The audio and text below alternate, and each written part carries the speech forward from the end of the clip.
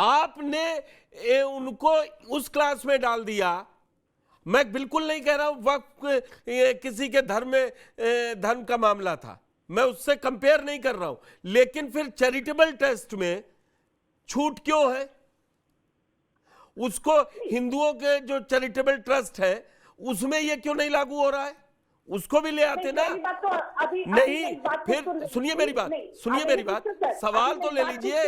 अरे अभी तो तथ्य रखा है, सवाल लीजिए ऋचा जी, कि फिर ये विपक्ष क्यों ना सवाल उठाए कि आप ना मुसलमानों को अपने यहां भागीदारी दे रही हैं। मैं योजनाओं में बात नहीं कह रहा हूं, जहां आपको संगठन में मौका देना है, जहां सरकार में मौका देना है, वहां नुमाइंदगी कितनी है? वहां तो नहीं दे रही बीजेपी को सबसे ज्यादा पसमानदा मुसलमान और गरीब मुसलमान दिखाई दे रहा है।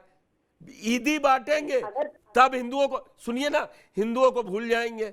गुजिया भी भिजवाइए ना, फिर गरीब हिंदू नहीं है क्या? दरअसल लगातार आपकी नीयत में सवाल उठ रहे हैं और वो जवाब देना आप खुद ही चाह रहे हैं कि ये मुद्दा कोर्ट में जाए, लटका रहे, चुनाव के समय 80-20 हो। मेरे पास है प्योर पाव भाजी का मसाला, पाव भाजी मसाला, पाव भाजी को टेस्टी बना डाला, सबका राजा आल प्योर मसाला। प्रायोजक हैं cancer healer centre, new beginning. नहीं, आदरणीय पुष्कर सर, भारतीय जनता पार्टी सबका साथ सबके विकास की राजनीति करती है। मैं आपसे पूछना चाहती हूँ कि इस देश में पूरी किसी भी एक नीति को बता दीजिए जिसमें धर्म और जाति के आधार पर भारतीय जनता पार्टी की सरकार कोई भी विभेद करती है। आखिर सबको सभी नीतियों का लाभ मिलता है, चाहे वो हिंदू हो या मुसलमान हो। लेकिन जो फाजिल जी बोले इसी बात पे, फाजिल जी कह रहे हैं कि हम जीएसटी देते हैं, हम टैक्स देते हैं, तो हम भी रहेंगे। जिस कानून को पारित कराना चाहती थी जेपीसी कमेटी पर, जिस पर आम राय आमंत्रित की गई थी और अब जिसके ऊपर बहस हुई, चर्चा हुई, अगर उसके बावजूद इनको अगर ये लगता है कि वो जो है इनके लिए ठीक नहीं है, तो उसको लेकर बिल्कुल न्यायालय जा सकते हैं।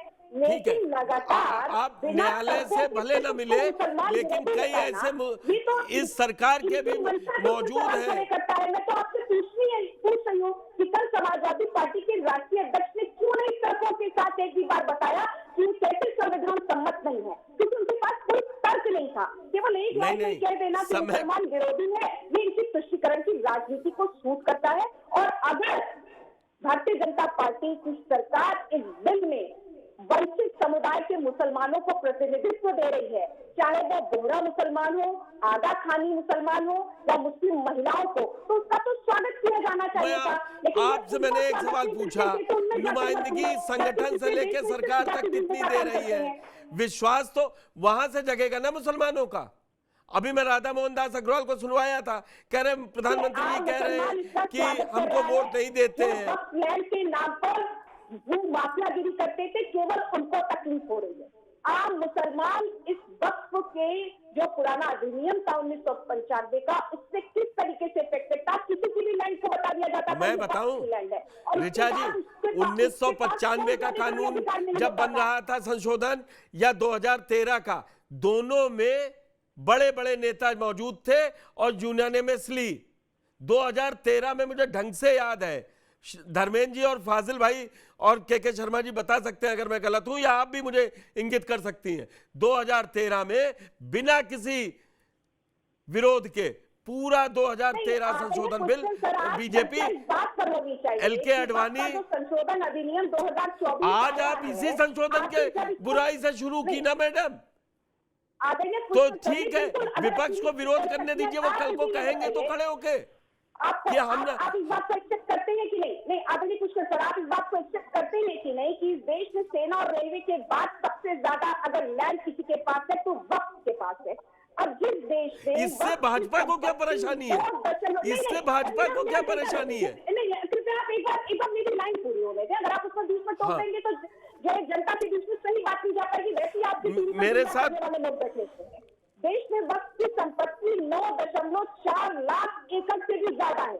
जिस देश में वक्त की संपत्ति 9.4 लाख एकड़ से ज्यादा हो, तो क्या उसका प्रबंधन नहीं किया जाना चाहिए? उसमें पारदर्शिता नहीं लाई जानी चाहिए? उसमें उन समुदाय के वंचित समूह के लोगों को शामिल नहीं किया जाना चाहिए, महिलाओं को शामिल नहीं किया जाना चाहिए। महिलाएं पहले भी शामिल हो सकती थी, कोई रोक नहीं थी महिलाओं के शामिल होने पे। संशोधन नहीं हुए? क्या इससे पहले संशोधन नहीं हुए? मैं यही, अब आप जो मुझे 1.5 मिनट बाद बता रही हैं, मैं उसको पहले ही रख रहा था। डॉक्टर के शर्मा, एडवोकेट के शर्मा, जब वो कह रहे हैं कि हम अच्छा करने के लिए कर रहे हैं, ऋचा जी कह रही हैं, तो इसमें विपक्ष को इतनी आपत्तियां क्यों हैं? विपक्ष का सोचना अपनी जगह अलग है, लेकिन जहां तक मुझे लगता है ये जो कानून है ये मुसलमानों के हित में लाया गया है और इसके अंदर जो पारदर्शिता है वो बढ़े, इसलिए इसका अमेंडमेंट आ रहा है। जैसे जो पहले कानून था जो अमेंडेड नहीं था, उसके अंदर ट्रिब्यूनल का फैसला फाइनल होता था।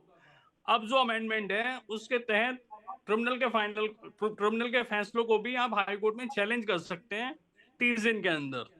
हिंदुस्तान में इंडियन रेलवे और इंडियन डिफेंस के बाद अगर कहीं सबसे ज्यादा जमीन है तो वक्फ बोर्ड पे है। तो वो जो जमीन एकत्रित की गई है वो बेईमानी ढंग से की गई है। इस वक्फ के जरिए बहुत लोग भू माफिया के रूप में घुस गए। 2013 से पहले बीजेपी को कतई इल्म नहीं था कि ये गलत तरीके से जमीन कब्जा की गई है। और देखिए ऋचा जी, एक मिनट में वो सरकार के पक्ष की बात कर रहे हैं। ऋचा जी जरा मुझे शर्मा जी से पूछ लेने दीजिए। क्या किसी भी लैंड को कह सकते हैं ये वक्त की लैंड है? मैडम 11 साल हो गए, 11 साल हो गए, 11 साल हो गए, भारतीय जनता पार्टी ने क्या परेशानी थी? संवैधानिक देश में दो एग्जाम्पल बताइए जो आपने छुड़वा लिए हो। अरे अच्छे माफियाओं को खत्म कर दिया उत्तर प्रदेश से, तो ये भू माफिया कैसे कब्जा करे पड़े हुए थे? 8 साल से हैं सत्ता में, क्यों नहीं उनका निस्तारण हुआ? कई मुकदमे वक्फ बोर्ड के हाई कोर्ट तक में है। संरक्षण दे रहा था उनको संरक्षण दे रहा था और प्रगतिशील हुआ तो नहीं। शर्मा जी की बात पूरी हो जाए, आपके पक्ष में ही बोल रहे हैं ऋचा जी, शर्मा जी आपके पक्ष में ही बोल रहे हैं अभी तक। प्रगतिशील समाज में संशोधन किसी भी एक्ट में संशोधन जो है एक सहज प्रणाली का हिस्सा है। कोई भी कानून जो पहले बना हुआ है ग्रेजुअली धीरे धीरे समाज में तब्दीलियां आती हैं तो उसके अंदर अमेंडमेंट लाना स्वाभाविक है। उसी के तहत जैसे आपने कहा कि 11 साल क्यों लग गए, कोई भी कानून है उसका विश्लेषण होता है, उसमें क्या क्या कुरीतियां हैं, कैसे कैसे लोग घुस गए हैं, क्या क्या कमियां हैं, उस पर विचार करने के बाद इसमें जो मौजूदा सरकार है उसने फैसला लिया है।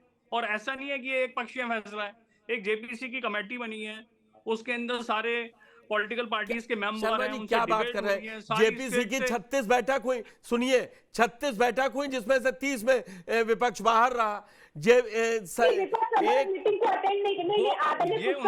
अरे मैडम उनसे पूछ रहा हूँ, ऋचा जी आपसे पूछूंगा, मुझे जेपीसी नहीं दर्शक। अगर अरे भाई मैं वो सवाल भी लूंगा ना धर्मेंद्र जी से। मुझे चर्चा में शामिल नहीं रहे, ये क्यों आपके लिए सवाल नहीं है? अगर उनकी कोई आपत्ति थी तो 25 राज्यों के नुमाइंदों से बातचीत की गई, बहुत सारी मुस्लिम स्कॉलर से बातचीत की गई। 2 मिनट ऋचा जी, सिर्फ 2 मिनट। मैं जो बात कह रहा हूं मेरा सवाल सुन लेते तो आप ये नहीं कहते मैं विपक्ष की पैरोकारी कर रहा हूं। मैं ये कह रहा हूं कि जेपीसी हुई ना, जो सहयोगी थे 14 वो मान लिए उनके संशोधन, एक विपक्ष का भी संशोधन मान लेते कि विपक्ष की एक भी बात नहीं अच्छी थी, विपक्ष की एक भी बात नहीं अच्छी थी। पुष्कर जी में एक बात कहना चाहता हूं, इसमें एक भ्रम ये फैलाया जा रहा है जो कानून है ये रेट्रोस्पेक्टिव नहीं है, ये प्रोस्पेक्टिव है।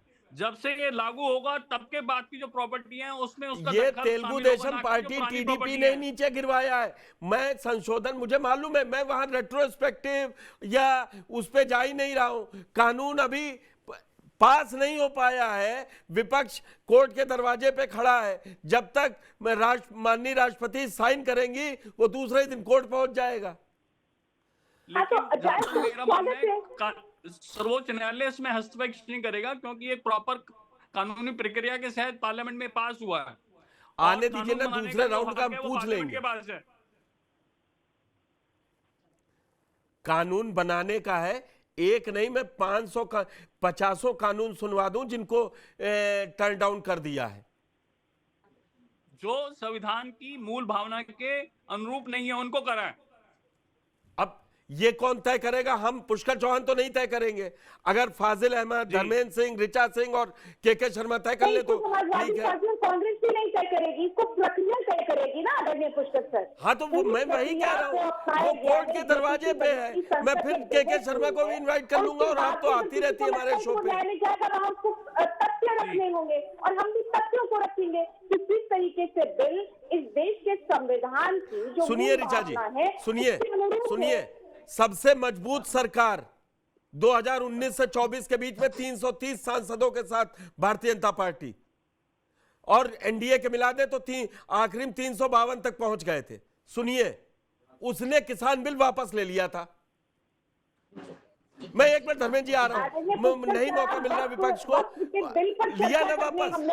लिया ना वापस सीए कानून पे आप नहीं लागू किया ना, पास करवा। ये मैं उन कानूनों की बात कर रहा हूं ऋचा जी, जो भारतीय जनता पार्टी ने अपने सबसे मजबूत दौर में पास किए थे। देखिए, लोकतंत्र में नहीं, लोकतंत्र की खूबी तो इतना तो मुझे भी एंकर मैं कर रहा हूं, मैं सवाल तो पूछ लूं। फाजिल भाई को भी मुझ पे गुस्सा आ गया था। मैं आखिरी में जब शो खत्म करके जाता हूं तो मुझे खुशी रहती कि सारे पैनलिस्ट मुझ पे आरोप लगाते कि आप दूसरे पक्ष के लिए बोल रहे हैं। आप जुड़ नहीं पाई थी शुरुआत में। फाजिल भाई नाराज हो गए थे हमसे कि आप सुन नहीं सकते। फाजिल भाई तो इस बात से नाराज है कि अब बैलेंस शीट जमा करनी पड़ेगी पक्ष को, सीएजी की रिपोर्ट ऑफिसर ऑडिट करेंगे, पारदर्शिता आएगी। इसलिए समाजवादी पार्टी को अच्छा नहीं लग रहा है क्योंकि वो तो धर्मेंद्र जी देखिए, अब मैं आपको लाऊंगा। धर्मेंद्र जी सवाल सुनिएगा, पुष्कर जी मुझे मेरा सवाल तो आप तो ले लीजिए। लैंड माफियाओं के लिए ही जानी जाती है, उसको मुझे अच्छा चैनल लगेगा पे कि 8 लैंड माफिया के सिस्टम को खत्म किया जा रहा है। और मैं तो आपसे एक सवाल ठीक कर रही हूँ। है ऋचा जी, जरा एक मिनट धर्मेंद्र जी को सुन लीजिए, नहीं तो उनको जाना है 8 बजे और डिबेट 8:10 तक है, तो मैं बात कर लूं जरा। धर्मेंद्र जी, आपके नेता को बोलने का समय दिया तो महाकुंभ से लेके दुनिया भर बोले, लेकिन वक्त पे नहीं बता पाए कि क्या क्या परेशानी है, कैसे असंवैधानिक। नहीं, वक्त पे मैंने आपको बता दिया। अरे हमको मत बताइए, सदन में बताना था। नहीं, वक्त पे मैंने बताया, वो नियत का सवाल था, वो आप जान रहे थे, वो उठाया उन्होंने भारतीय जनता पार्टी की नियत पे। देखिए, जो 2-3 सवाल हमारी बहन उठा रही थी। मेरे पास है प्योर पाव भाजी का मसाला, प्योर पाव भाजी मसाला, पाव भाजी को टेस्टी बना डाला, सबका राजा और प्योर मसाला। प्रायोजक हैं cancer healer centre, a new beginning.